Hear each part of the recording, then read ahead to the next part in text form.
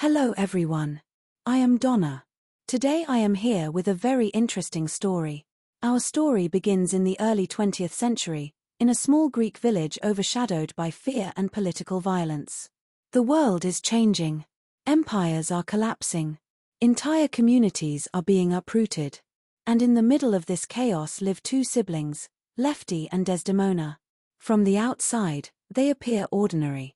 But hidden beneath the surface lies a dangerous secret. They share more than blood. And that secret will echo through generations. The atmosphere around them feels tense from the very beginning. The village is alive with rumors, religion, expectations, and tradition. Every family knows everyone else. Every action is judged. Then violence arrives. The destruction sweeping through the region forces thousands of people to flee. Homes are abandoned. Entire lives are packed into small bags and carried toward uncertain futures. Lefty and Desdemona escape aboard a ship heading toward America. But during the journey, something irreversible happens. Separated from their old world and convinced they may never return, they make a decision that will define their family forever. They reinvent themselves. They pretend to be strangers. And eventually, they become husband and wife. It is a shocking beginning to a family saga, because the relationship is built not only on love and desperation, but also on secrecy. The ship crossing the ocean becomes symbolic. It is more than transportation. It is transformation. They leave behind their identities, their homeland, and their past. But no matter how far they travel, the consequences of their choices travel with them.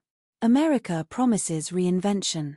For immigrants arriving in the early 20th century, the country feels almost mythical. Factories rise everywhere. Cities expand. People believe hard work can erase the past. Lefty and Desdemona settle in Detroit, a city exploding with opportunity because of the automobile industry. Detroit in this era feels electric. Assembly lines roar day and night. Immigrant communities form neighborhoods where old languages and traditions survive. The family tries desperately to build stability. But even in America, fear follows Desdemona. She becomes haunted by the possibility that the family secret might one day reveal itself through biology. This fear grows stronger when children enter the picture. She begins to believe that destiny cannot be escaped. One of the most fascinating aspects of this story is how it blends personal drama with historical transformation. The rise of Detroit mirrors the rise of the family. At first, both seem unstoppable. Factories create wealth. Homes become larger. Dreams become bigger. But beneath the surface, cracks are forming. The family works hard to fit into American society while still carrying pieces of the old world. This tension between assimilation and identity becomes one of the central themes of the story. What must people sacrifice in order to belong? And what happens when hiding the truth becomes a family tradition?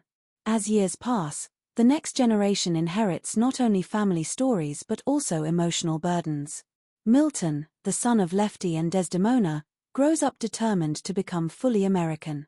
Unlike his parents, he wants confidence. He wants success. He wants status.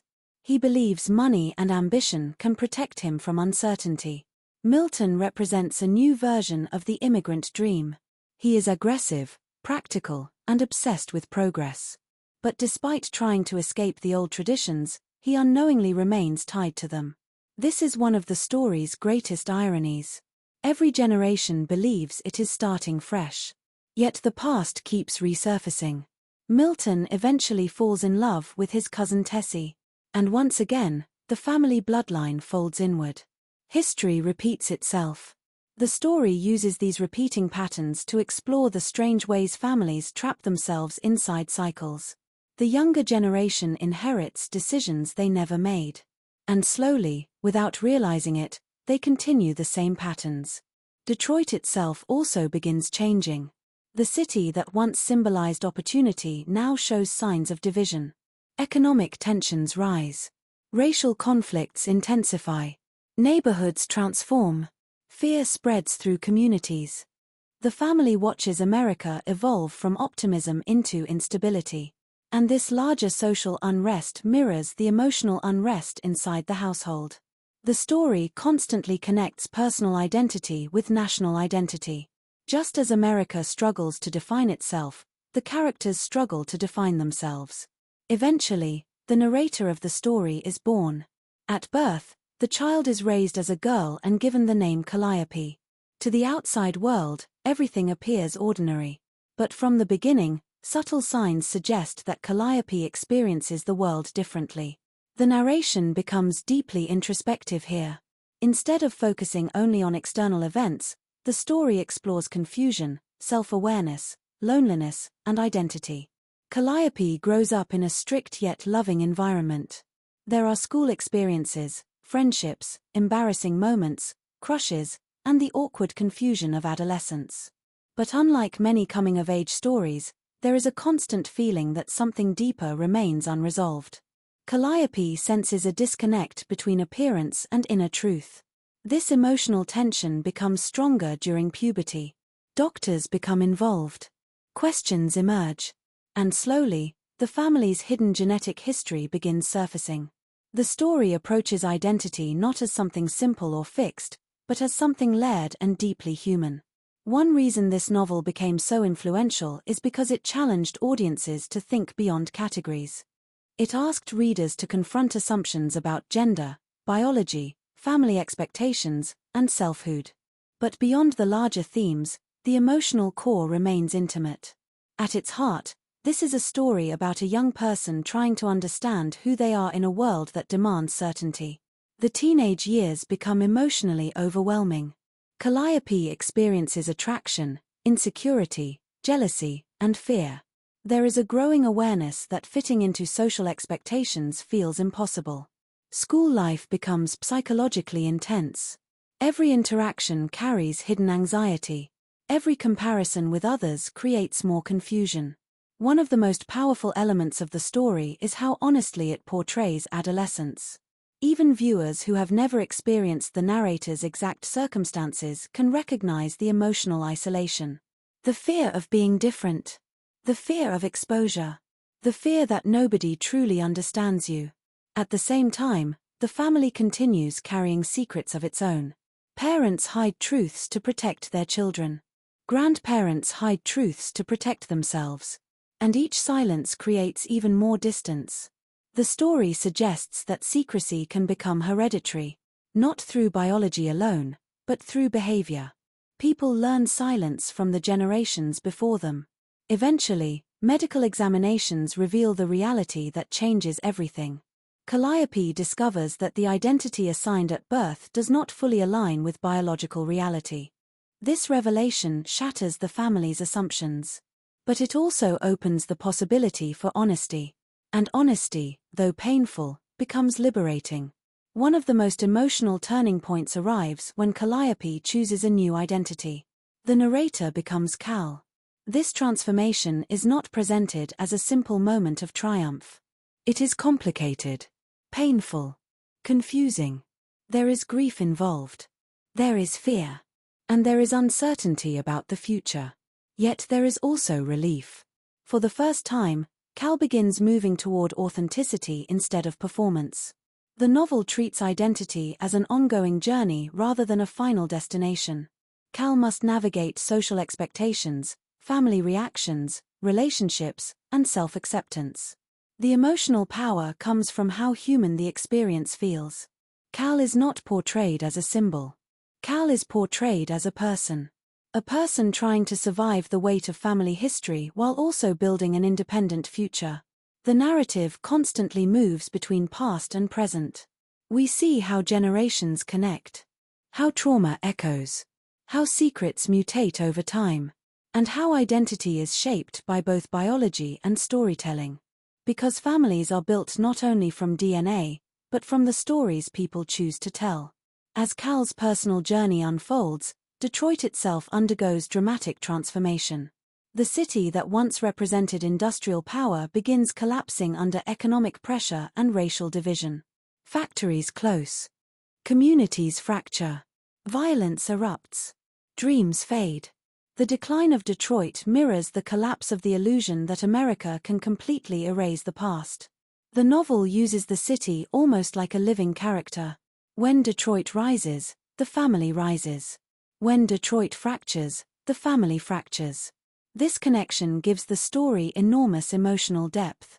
Historical events never feel distant. They directly shape ordinary lives. Families must adapt constantly to survive. And survival often requires reinvention. Throughout the story, reinvention appears again and again.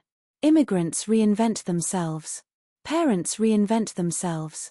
Children reinvent themselves. And Cal must ultimately reinvent an entire understanding of identity. What makes Middlesex unforgettable is not only its plot, but the ideas hidden beneath the surface. The novel explores identity in almost every possible form. Cultural identity, national identity, gender identity, family identity. Even cities possess identities that evolve over time. Another major theme is inheritance. The story asks an unsettling question. How much of our lives are shaped before we are even born? The family's genetic history becomes symbolic of all inherited burdens. Trauma, secrets, expectations, shame, love. These things travel across generations. The novel also examines the immigrant experience with incredible nuance. America offers opportunity, but it also pressures people to erase parts of themselves. Characters constantly balance old traditions against modern ambitions. And no generation fully escapes that conflict. Another fascinating aspect is the storytelling style itself. The narrator speaks with intelligence, humor, and emotional honesty. Even during painful moments, the narration often feels reflective rather than bitter. This balance gives the story warmth despite its heavy themes. So why has this story remained so influential for so many readers? Because beneath its historical complexity and philosophical themes lies something universal. The desire to understand oneself. Every person reaches moments in life where they wonder, who am I really? What parts of myself were inherited? What parts were chosen? And what happens when the story others created for us no longer feels true? The novel resonates because it treats identity as deeply personal. Not political. Not abstract. Human. It reminds us that people are more complicated than labels. More complicated than appearances. And more complicated than the expectations society places on them. At the same time, the story never ignores the importance of family. Families can wound us. Families can protect us. Families can shape us in invisible ways. But families also preserve memory. Without stories, entire generations disappear. And this novel becomes, in many ways, an attempt to preserve memory. By the end of the journey, what stays with us most is not simply the twists of the plot. It is the emotional honesty. The recognition that identity is rarely simple. That families carry invisible histories. And that understanding ourselves sometimes requires looking backward before we can move forward. Middlesex became one of the defining literary works of its era because it combined intimate storytelling with massive historical scope. It told the story of one individual while also telling the story of immigration, America, family, and transformation itself. And perhaps the most powerful idea in the entire narrative is this. People spend their lives searching for where they belong. Sometimes that search crosses oceans. Sometimes it crosses generations. And sometimes, it leads inward. Thank you for watching. If you enjoyed this deep literary storytelling video, subscribe to the channel for more emotionally powerful novels, psychological stories, and cinematic breakdowns. Comment below. What book should we explore next? And until next time, keep reading, keep questioning, and keep discovering the stories hidden beneath the surface.